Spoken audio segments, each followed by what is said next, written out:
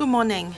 The Chief Executive will first deliver a speech, and then we'll open the floor. And for each reporter, please ask no more than 2 questions. Over to you, Mr. CE. Good morning. The long weekend has seen a lot of vibrancy and activities in Hong Kong in all respects. Last week, we launched the Happy Hong Kong campaign, and a series of activities were unveiled over the weekend. Just over the long weekend, we saw a lot of happy faces in Hong Kong citizens.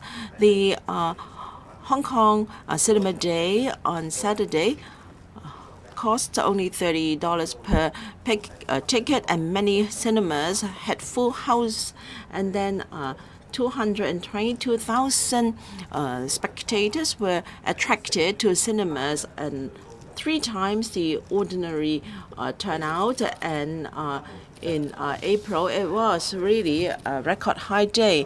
And then 44,000 already attended the Happy Hong Kong Gourmet Marketplace, which opened in Hong Kong Exhibition and Convention Center. Will continue to have a number of activities. For instance, this weekend, the Gourmet Marketplace will be held in Sha Tin, and further on, it will be held at Harbourfront Vessel of Kwun Tong. And the AFCD will have 4 carnivals of Hong Kong Farm Fest. Happy Hong Kong has brought joy to Hong Kong. I'm pleased to see the smiles of Hong Kong people, and I am pleased to see how our economy and also consumption has increased. Just last Saturday, there was the 5-day Golden Week of the mainland. On Saturday and Sunday together, over 760,000 visitors came to Hong Kong, and over 320,000 were from the mainland. Now, there are still 2 more days left in the Golden Week of the mainland. We expect that throughout the Golden Week of the mainland, over 600,000 mainland visitors will come to Hong Kong. We see that visitors now have other interests, from tourist attractions, theme parks, and shopping places, our outlying islands, shops and restaurants with local flavors, etc. They are now enjoyed by visitors. This shows the diversity Hong Kong can offer, and also our soft power. M+ Museum saw 19,000 visitors, and for the National Palace Museum, 7,300, record high of daily visitors since they started operation. In the past few days, many tourism sports enjoyed a good order. For instance, some local people are saying that the tour groups, when they ate in To Kwa Wan and Hong Kong, the situation has been much improved because some tour groups have gone for meals in other parts of Hong Kong. The places are in good order, and I thank the tourism sector for their hard work. And I want to commend the efforts of government bureaus and departments and various organizations, including the Hong Kong Tourism Board, the Hong Kong Police, the Hong Kong Customs and Immigration Department, our district officers, and also the Tourism Authority for their coordination and hard work, so that at our border control points and also traffic of Hong Kong are generally smooth. That has given a good experience to visitors, and that strengthen our image as a place, a hospitable place that has stimulated our economy. For the first quarter of Hong Kong, we had 2.7% growth in our GDP. Very different from the negative 4.1% growth in the previous sector, while exports still fell. But then as the main economy picks up and with enhance in our aviation capacity, I believe in the second quarter of Hong Kong, second quarter of this year, our economy will be much better. And for sure, this year we will perform much better economically wise than last year. And then over the weekend, we also announced the implementation of northbound travel for Hong Kong vehicles to the mainland. They can travel or drive to Guangdong province for various activities. We'll start accepting application on June 1st, and then the scheme will formally commence on July 1st. That is when we celebrate our anniversary of handover, and over 450,000 private cars can benefit. And please don't overlook our achievements in invention. Last week, there was the International Exhibition of Invention of Geneva, the most respected of its kind, and Hong Kong scooped 298 awards, close to 300. Last year we got 200, and this year we have got 1.5 times of what we won last year, and 5 to 6 times of what we got 6 years ago in 2017. There are 2 major awards and 2 special awards, and also a few more special commendation, etc. This goes to our our potential in invention, and we are strengthening our capacity, and we have won international recognition. So while we reflect on our inadequacies, we must be confident in ourselves. Our innovation and invention ability is very strong. So long as we are willing to break our bottlenecks and we work hard, then we can compete with other cities and other places. Thank you. Now I open the floor. If you wish to ask a question, please put up your hands and please introduce yourself and also the organization you represent. And please, no more than 2 questions per journalist. Good morning, CE. I am from cable TV. The first question. Now people are required to sign a declaration when they join a district council election. It is said that there will be eligibility vetting, and there has to be nomination from other parties. Now, people are saying that perhaps there will be no room for democratic parties in Hong Kong. And now, for the northbound travel for Hong Kong vehicle schemes, because vehicles have to go through examinations and the waiting time is until July, do you think we can really implement the scheme successfully?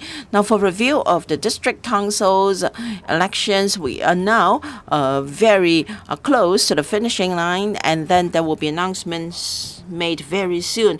As for vehicle examination capacity for northbound travel of Hong Kong vehicles to the mainland, I appreciate the concern of the community. After discussion with the Transport and Logistics Bureau and also the Transport Department, I believe our vehicle examination capacity is able to cope. However, I believe demand will continue to grow, and I've asked the TL Bureau to discuss with their mainland counterpart. We should do our very best to cope with the demand for vehicle examination under the scheme. And from mainland authorities, I understand that they have some thinking about this to ensure that they're able to cope with the examination demand for the scheme. We'll closely monitor the situation and take appropriate measures to cope with the demand. Next question. The gentleman on the right. From China Morning Post. About the Golden Week, you mentioned that the tourists are now heading to many neighborhoods. What are there any plan to relieve the stress that these tourists could have? This struggle could pose on these neighborhoods, especially like Kennedy Town and Changzhou, which are not really tourist hotspots before. And what do you think about the Golden Week number? Are you happy or satisfied with those numbers? And also, we have reported that more than 30,000 students have left local schools in the last year, which is 10% up from the previous years. Is that a worrying trend for you about the drop in students, the number? And will the government do a new round of assessment in the long-term impact on Hong Kong's population pattern because of the migration wave and also the drop in student numbers? Thank you.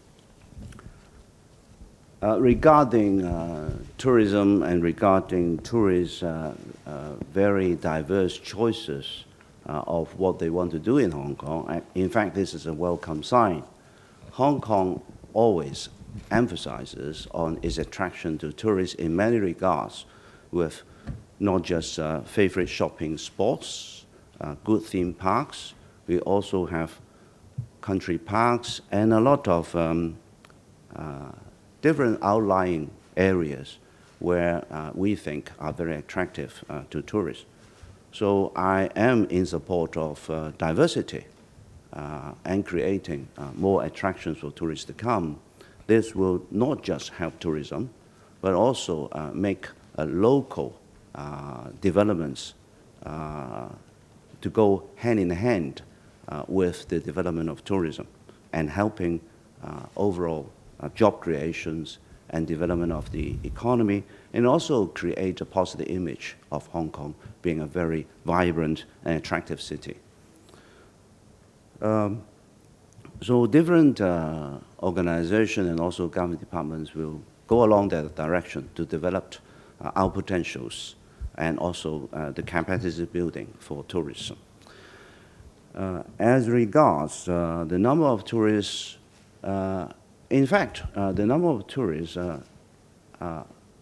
are as we expect, because we know there will be different stages for tourists to develop, such as ensuring that they have the right documents to leave their home countries and go to the places they want.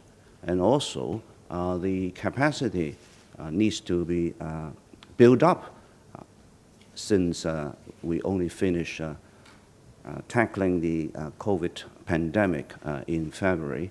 So it takes time. But I'm very pleased with the development so far because, as I have said earlier, those who work in the tourism industry have been doing a lot. And I think their performance really impressed a lot of Hong Kong people and tourists as well. And things have moved very favorably in different regards, regarding attraction of different sports and the orderly and the secure environments that people can enjoy as they come to satisfy their own needs in different areas. As regard the number of students dropping, that is a long-term trend, I think, looking at the statistics. So it is not just a temporary situation. In fact, Education Bureau has been doing a lot to ensure that there will be soft landing in all regard, so that there will be smooth transition and changes that will handle the drop in the overall student population. They will be working hand in hand with the education sector so as to ensure that things will work out smoothly.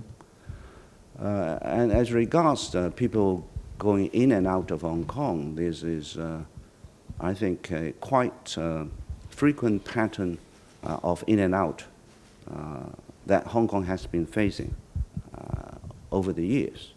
And we think that Hong Kong, as we have now resumed normal travel with the mainland and also fully connected with the world, there will be a lot of people thinking of settling in Hong Kong, And also, if they have, for various reasons, left Hong Kong, there will be good attraction and good reason for them to come back.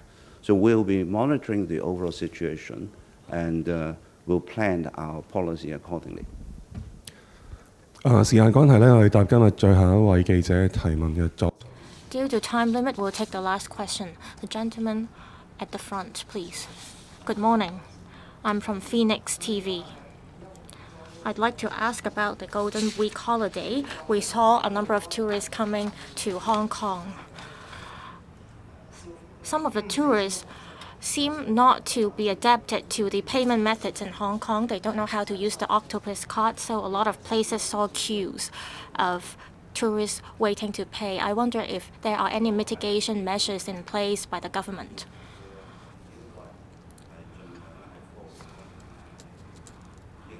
I stress that technology should be deployed or applied in various areas in Hong Kong. In the smart blueprint implemented by the government, we advocate that there should be digitalization or electronization in terms of processing payments in Hong Kong. Our goal is that within 2 years, everything can be electronized in terms of applications. At the same time, we hope to promote the use of technology in various areas. I think that we need to work hard on promoting electronic payments for consumption so that people coming to Hong Kong can feel welcomed. I will ask the relevant government bureaus and departments to do more to promote this effort. We strive to develop smart city and we hope to improve our efforts in this regard. Thank you.